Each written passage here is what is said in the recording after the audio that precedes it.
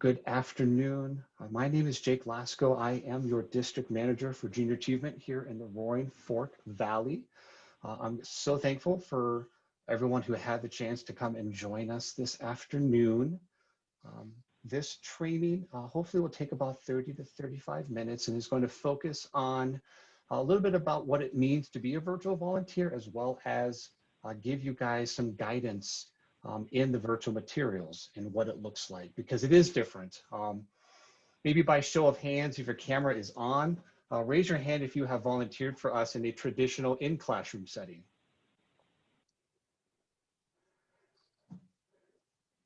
So those who have been in the classroom with the kiddo, they know the energy you feel in that situation, in that setting, and obviously, it is a little different now that we can't join our students in person, but through all of the work that JA has done, clearly we have tried to stay relevant and allow our programming to be flexible with the times.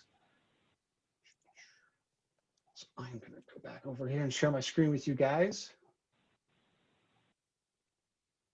So I think the biggest thing that we always want to emphasize is how much we appreciate your time that you give to JA, your desire to want to be in the classroom with students, whether they be your own kiddo or they be a community member who just loves volunteering and giving back. It's super important to our organization that you exist and you give your time like you do. So thank you so much for that. Just want to run through, we do have a few other individuals who are part of our JA team who are with us this afternoon. I will let a couple of them introduce themselves, but I will let you know Crystal George, who runs our Pueblo office, I wasn't able to join. But Lauren, I'll let you go ahead and start and introduce yourself. I am Lauren Kunze. I am the Director of Program Strategy and Partnerships for Junior Achievement of Southern Colorado, and I am based in Colorado Springs. I have been with the office for just over 3 years, and I had been with the organization previously, so I have 6 years of service with the organization overall. Thank you, Lauren.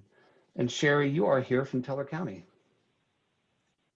Hey everybody, I'm Sherry Albertson. I am the Teller County Coordinator. I work in Woodland Park, Divide, Florissant, Cripple Creek, Lake George, all of those kinds of areas in the mountains. And I've been around for about 10 years with JA of Teller County. And shout out to Matt. I see Matt's on the call today. Matt is on the call. And again, my name is Jake Lasko, District Manager. I am new, a new face to the JA team, but I am not new to JA. I was a classroom volunteer prior to this and also part of the local board. And at a certain point in 2020, decided that this would be a great direction for me to go. And I have loved being able to bring JA to our students in this new world we live in. So just to guys, can give you a real quick rundown. This is to hopefully help you guys feel ready to volunteer. Again, this is a new world. We're sharing our stories with our students via a little camera on our computer, not in person. And so we want you to know how you do that and the best way to approach that. Obviously, to connect you with other people at JA, if you have any other questions, there is a team of us who can help you understand the process. And again, as I will do many times, I'll make sure and say thank you. But understand we're not going to be giving you anything shared that was in a guide. And we do have a Prepare to Be Awesome guide. If anybody out there was recruited and to come to this call and hasn't seen that guide, I can share that with you for your reading. And also, I can't teach you how to use web conferencing.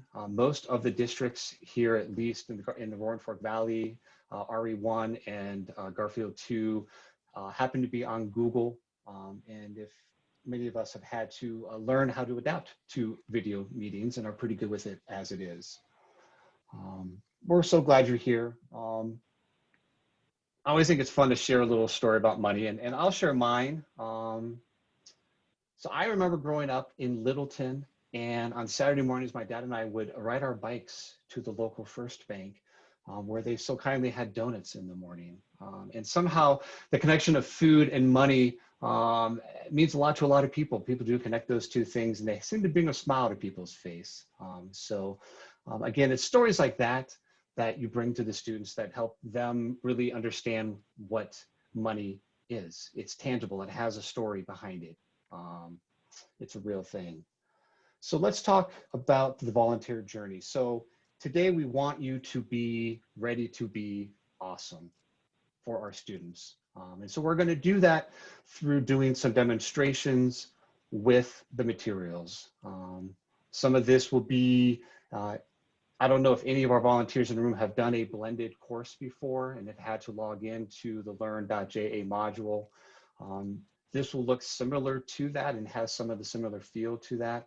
But if you have not, this is part of the learning process that hopefully we can work through today.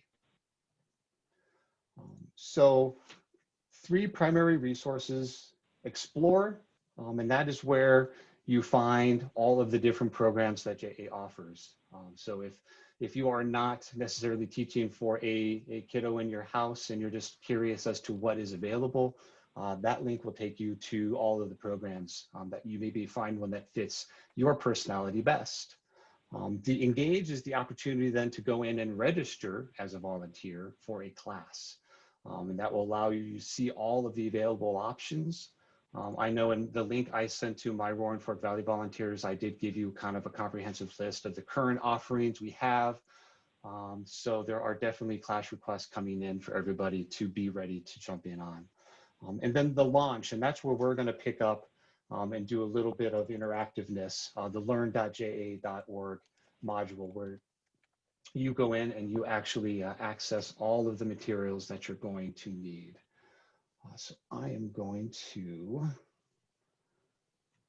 pull up the right screen for everybody.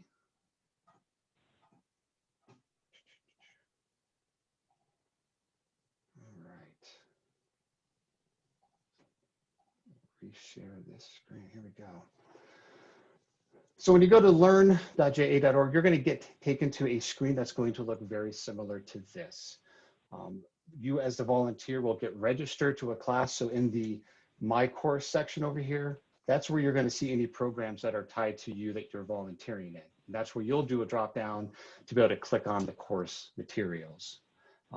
I am not, because I'm doing a demo, so I'm clicking somewhere else. So don't follow that part because that will get you confused.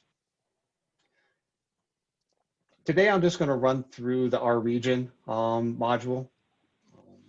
I've got a few volunteers in here that I think may be teaching the Our Region based off of some of the current most pressing requests that we have here locally.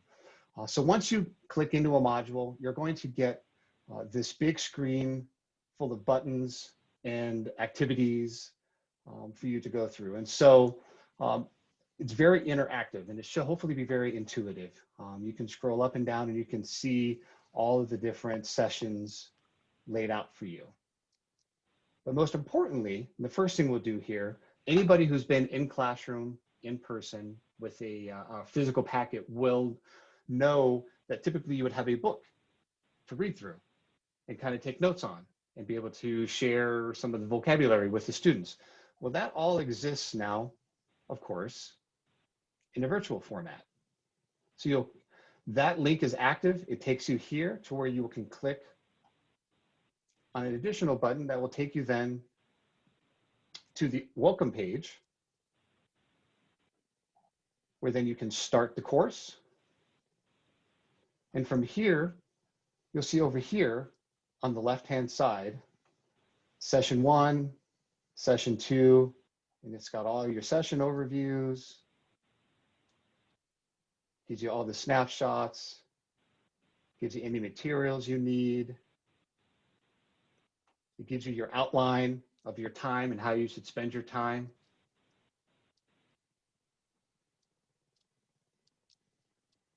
So again, it's going to lay that all out for you just like you would if you had a physical book in front of you. Secondarily, there is the facilitation instructions. This could just be some tips to help you with how you manage the class and how you work with the kiddos to get them engaged.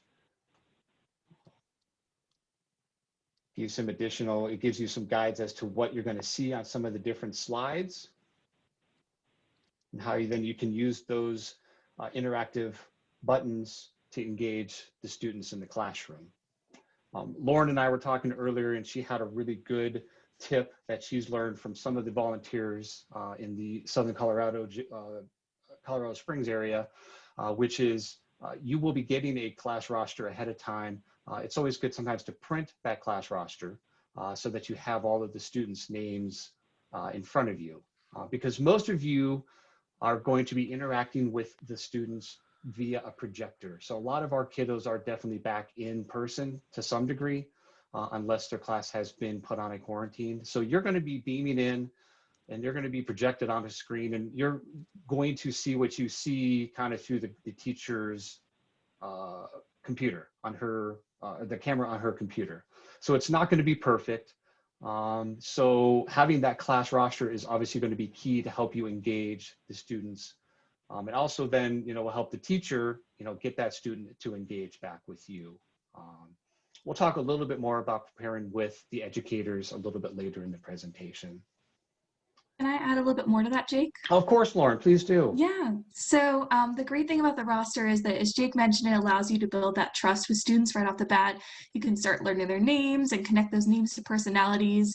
And the other great thing that a lot of us has done in class before is you may have had a teacher that had a way to track which students you've called on. So a popsicle sticks or some sort of list that randomizes what students you can call on. But if you have the roster, you can just cross out student names as you call on them. And that way you can make sure to engage all of the learners in your class and you don't leave anybody out. That's a great way to get everyone in the class really engaged and excited in a format that's typically pretty tough to get engagement in. So great tip there. Thanks, Jake, for bringing that up. You bet, Lauren. Thanks for adding on to that. So I want to stop for a second. Are there any questions from you guys about this particular part of the module and how you interact with it? Anything else you would like me to show you about this before I move on? I have a question, and maybe this is a little too far off on a tangent, but what about classes that are, because we're seeing still a lot of classes get transferred to virtual, maybe just for a week or something, but if that were to happen, would we still teach virtually, but all the students would come in individually? So it'll look, yeah, so I have a couple of students myself, and so you're going to beam into their Google Meet. So everybody's now going to be on a computer, which will make it a little easier because now everyone's kind of in grid view and you'll kind of be able to see everybody, but it'll also make it harder because now everybody's at home potentially with distractions around them, and they're not necessarily, they may or may not show up.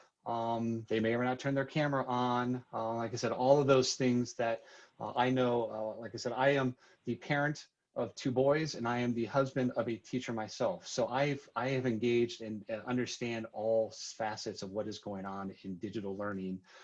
So I know what happens when kids are at home trying to learn.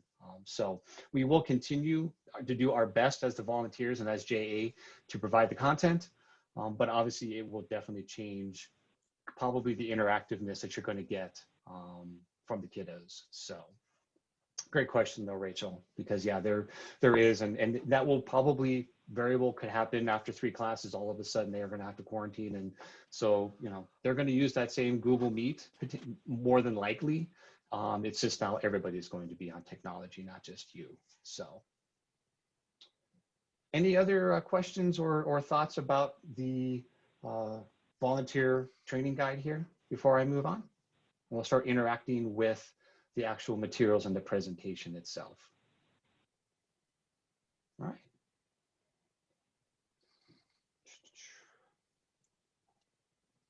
So back here in our presentation piece, we'll go ahead and we'll just click on session 1. Now, another tip. It is nice if you can have multiple pieces of technology, whether that be you have a cell phone and your laptop, whether that be you have a tablet and your laptop, because once you're in presentation mode, you're not going to be able to see your volunteer resource guide. So you can pull up the volunteer resource guide on your phone, kind of have your tips and your thoughts to share there, while then you present your screen on the Google or the Zoom or whatever format you're presenting in. So another tip here, anytime you click on a session, like here in session 1, Be an Entrepreneur, there is the presentation itself that you'll share, but then there's also this student flyer. And it says right here, document to download. So you can click on that. It'll load it up. And the little play button, this means if you click on it, it'll then download the material. And so again, from a presentation standpoint, anytime you see that, make sure you have those items downloaded and up on your screen on a tab so that you can reference back to it during that part of the activity. I've taught our region before, and so I know this typically would be a very large poster that would be up against on a whiteboard or something similar. It is now an 8.5 by 11 thing that you show up on your screen, but again, it's going to show you all the things. And this is a customizable PDF that you download. So if you wanted to, as a volunteer, to interact with the kids and get some participation, you could go in and ask the kids, hey, let's come up with a couple of traits as a class. And then you can come in here and say, I think an entrepreneur, and you can just spell it out and it interacts. So it's not a static form that you can't interact with, which is nice. Love that discussion of modeling, Jake. And that's because a lot of us are visual learners, because so we learn by seeing. So when you show the students how to complete the activity, it increases their learning and increases the chance that your instructions will make sense to them. Thank you, Lauren. Exactly. And that's what we want. Like I said, this is hard. We're hopeful that the students still are finding that having us in their classroom is going to be a great break, because this has been such a challenging year, and our materials can provide them a little bit of a respite from the grind of trying to, whether it be digital or in person or back to digital because you were in person and you had to quarantine. Obviously, our kids have been put through a lot and had to have dealing with change. So hopefully we can bring a little bit of fun to their day. So once you click go on your presentation, because I've already played with this, I'm already way at the end of the presentation. So we'll go back here. All right. So as you see here, just like anytime you got a presentation, you've got the ability to go full screen so that you can share everything on your screen for presentation purposes.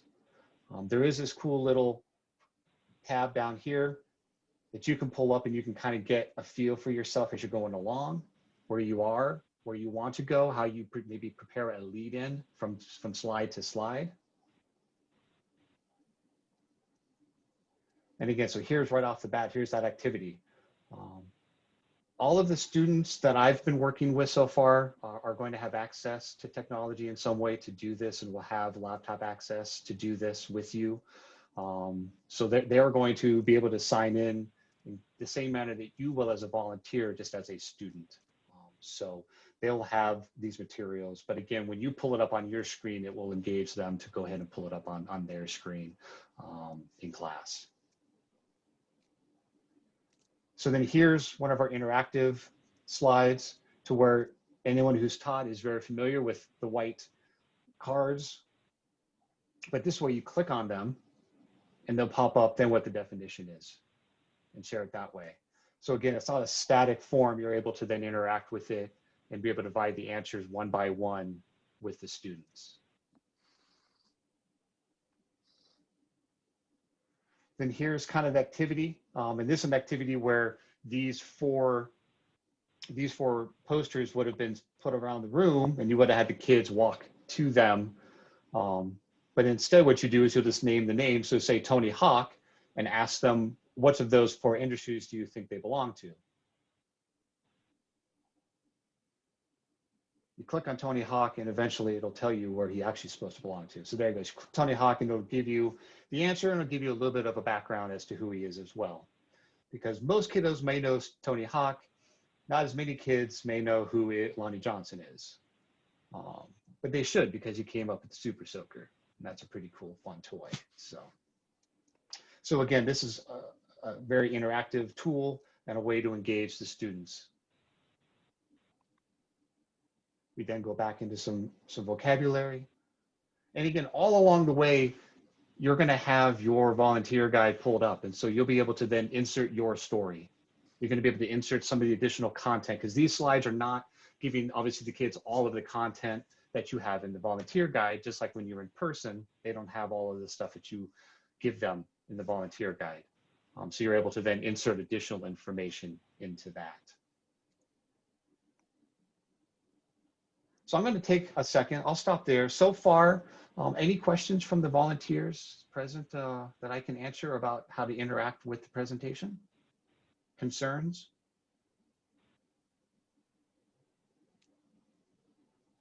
Oh, come on, guys. This is one of my first training I've ever given. I'm not that good. So you've had the chance to work with the kids, and you've gone through the card, and you've interacted with them. This now is another interactive card that just talks about the different pieces, right? So again, this is another slide, and all of the different modules, all of the different grades are going to have the same format. They're all going to have this interactive touch where you are able to click on things, and the screen's going to change, and it's going to be very much interesting for the kids, because it's not just a static environment that they're looking at. So in this case, they're talking about entrepreneurs, and that anybody who's seen an eraselet on their student's hand when they've come home, or has seen an eraselet in a packet, that was actually developed by somebody, a student from JA. And then, like I said, and now you're kind of getting to the review section a little bit here at this point, because then after this is all the extended learning. And in most cases, as anybody who's volunteered knows, you probably won't get here. But if you do, there is additional content to help fill out the rest of the 45 minutes you may have. But just like in the traditional in-person, you're going to have interruptions. It's going to take a little while for the kids to get settled. Hopefully maybe they have some fun questions for you that go along with the content, and or questions that have nothing to do with the content, but they just want to ask you something about you, because you're there and you're different than their teacher, and so they want to learn about you. And again, that to me is part of the fun of JA. So I'm going to stop there. Lauren, Sherry, anything else to add about the virtual volunteer experience that I missed? The only thing I think I would highlight is that what's great about Guide on the Side is that you can scroll through the guide on the side, and it shows you exactly what slide you should be on and what facilitation instructions you should give for that exact slide. If you see another slide as you're scrolling down, that means that you need to advance the slide. So it really is seamless. It's really great. I've been in the classroom and I've used it, and I found it very easy to use. And there's no stopping and pausing. Have I said that? Because you're just kind of scrolling and talking as you go along. Good tip, Lauren. Thank you. All right. Jake, I have a quick question. Go for it. As someone who considered himself generally tech savvy until the pandemic came around, are the kids pretty good at navigating Zoom, handling PDFs, kind of working through all that? For the most part, I'll only speak from my experience as a parent with managing a second and a fourth grader, and they do, and a lot of them have now had a semester of experience. And if they're back in person, their teacher can help them. If they are quarantined at home, hopefully there's a parent or a sibling there that can kind of get them on pace if they need to. Again, though, with it being in a virtual setting, it's not perfect, and it's not necessarily going to, you're not going to know as well if everyone's participating as well as they should. But again, you're doing the best you can, and so hopefully the kids will follow along with you on that journey. But good question, Matt. Thanks for asking. I'll speak from my own experience, Matt. A lot of our teachers are moving the student flyers and activity sheets over to a different platform like Schoology or Google Classroom. So I would just make sure, at least for that first visit, that all the student documents have been downloaded to whatever form they're using. It could just be their tablets, or it could be, or laptops, or it could be Schoology or Google Classrooms. But as much as we try to make sure that teachers are on the same page about that, it's really important that you and the teacher are on the same page about students and their technology as well. Thank you both. All right, so we're just going to run through a couple of things. So again, review that session guide, get comfortable with it just like you would have before, know how you're going to split up your time. You know, and so Matt, here's that part. And so as you volunteer, you will be given their email and contact info so that you can connect with them, learn more about, you know, rules. Are they in person? Are they not? I just found out that one of my upcoming classes, two of the sessions are in person. One of the sessions is going to be quarantined, right? So it's the same group of students, but because of how they're cohorted, two are in school, one is not. So, you know, understanding how to interact with the teachers as they move back and forth from formats. Again, we're able to be very nimble with all of the technology that JA built into all of the guides and the presentation materials, which is really nice. Said you will know what their platform is, whether it's Google or Zoom. But again, I know around here most of our schools are using Google. You know, and again, just like anytime you start volunteering, you just want to know from the teacher, you know, how they, you know, any tips to help manage their kids. What participation will they have to make sure, you know, everyone stays on task. To Lauren's point, you know, just making sure you have that connection, and you don't just show up on the first day hoping for the best, because that never usually turns out very well. As a volunteer, you know, the best thing you can do is just personalize. Half the fun for the kids is learning about your story. Share, you know, why you're, you know, why you work for a nonprofit. Share why you're a pharmacist. Share why you went into nursing. Share why you're a construction worker.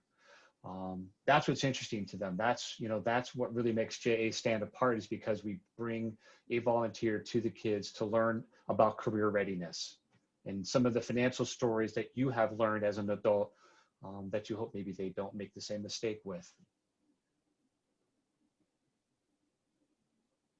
And again, with the virtual engagement, you know, can you come up with a way to do an icebreaker with a question with the kids? Potentially, you know, work with the teacher. Is there, you know, do they do music at the beginning of the class? Can you integrate music into the beginning of class, because JA's here, this is fun, and let's kind of change up the mood a little bit for everybody. With the younger grades, I like bullet point 6 here. Mini brain breaks.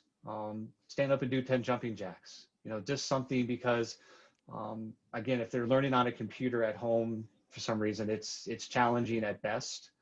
So anything you can do as a volunteer just to engage their brain a little bit is super helpful, and kind of give them that respite from just sitting there listening to you talk.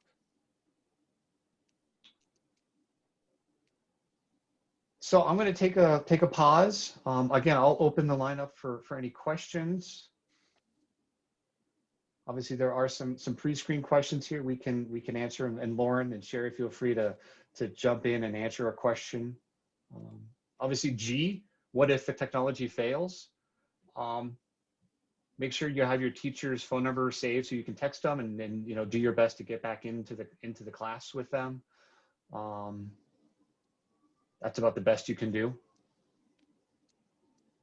I'd also recommend that you do a technology check with your teacher. If you have enough time to schedule just a quick, make sure the technology work session with your teacher, that can be really helpful.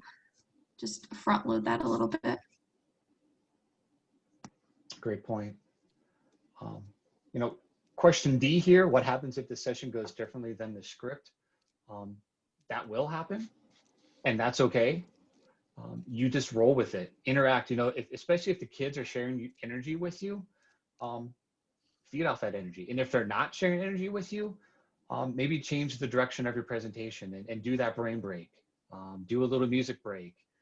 Potentially, you know, go into a story about why you went into the profession you went into. You know, do something that might change the trajectory for the student and for yourself to get them to kind of engage with you. What's the best way to get ready, really ready to face a group of kids? Online, practice, be prepared. So, I mean, that's why we have this presentation for you guys, to be able to look at the demo, go through and click through what it looks like to present, understanding that having multiple pieces of technology will be useful for you so that you can engage in your volunteer materials as well as engage in the presentation with your students. And most importantly, you know, you've got us to reach out to. So if you've got other questions, about being a virtual volunteer. You've got other concerns. There's some hurdle you feel you're not sure if you can overcome. Let's have a conversation about that. Obviously, virtual volunteering is not necessarily forever, but I think virtual volunteering also is an opportunity for us as junior achievement and as volunteers to engage in different parts of the state of Colorado that maybe we haven't been in person. It's a great opportunity for us to bring this content and bring financial literacy and work readiness to more kids and more students. So like I said, so on this screen, you've got contact information for Lauren, Sherry, myself, and Crystal. And obviously, Lauren, Sherry, and Crystal are way smarter than me because they've been doing this for a lot longer. But I'm always happy to field a few questions every once in a while. So any closing thoughts from anybody, whether it be a volunteer or Sherry or Lauren? Sherry, go ahead. I was just going to say, and then let us know how it went for you and what worked well and what you found most challenging so that we can continue to make it better for everyone in the future.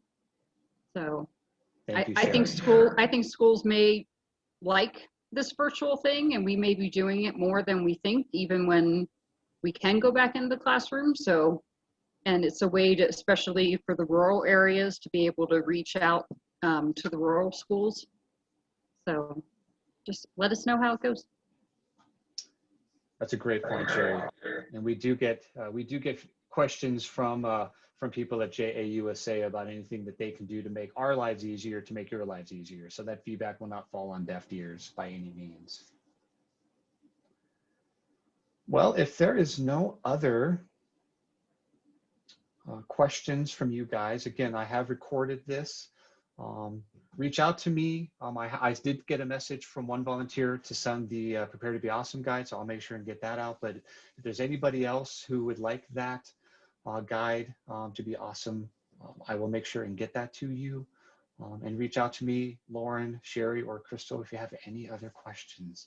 But really appreciate you guys taking the time this afternoon to join us and learn a little bit more about being a virtual volunteer. And I hope you enjoy the rest of your week.